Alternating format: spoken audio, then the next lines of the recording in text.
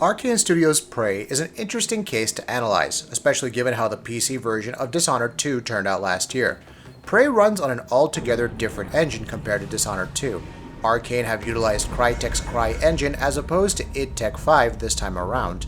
This marks the second time this year that a major release is using the CryEngine, the first one being Sniper Ghost Warrior 3, which was somewhat of a mixed bag. However, Arkane have implemented the features of CryEngine in such a way that you won't even realize this is running on Crytek's framework. The art style, the physics involved, the character models, and stylish environments will all remind you of the Dishonored series. So unless you missed out on the CryEngine/Crytek logo during the intro, you'll most likely assume that Prey is running on the Dishonored engine. Back to the topic at hand, how does the game fare on the PC and PS4 Pro?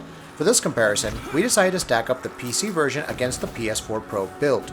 In order to remove potential bottlenecks on the PC build, we decided to use a GTX 1080 Ti, 16GB of DDR4 memory, and a Ryzen 7 1700 processor. This build will ensure that the game will run at highest graphical setting possible at 1080p resolution.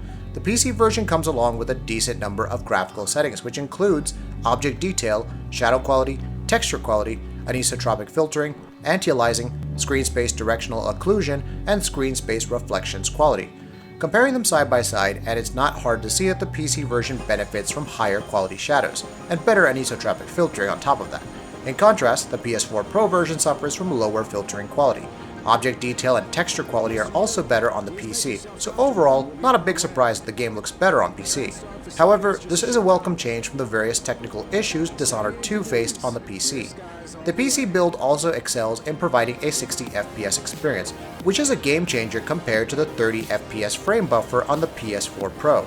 Given that this is a first-person shooter where swift action is needed almost every time, Prey on the PC feels like a totally different game due to its higher frame rate support. However, the PS4 Pro version feels like a bare-bones version of the base PS4. There doesn't seem to be any improvements, and no Pro-specific modes are implemented.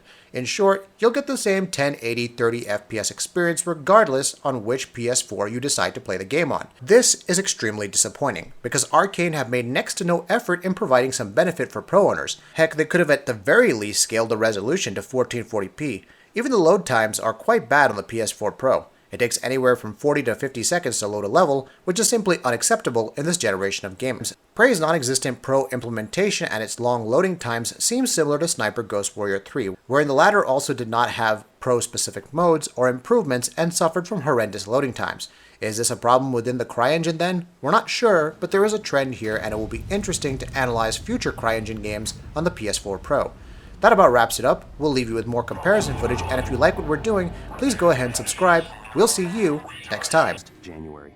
It's an operator, a sort of backup of you and me. It knows what you've forgotten. We've been testing a new kind of neuromod based on the Typhon organisms, mapping their neural patterns onto ours. Problem is, when you uninstall a neuromod, it resets your memory back to the moment you first put it in.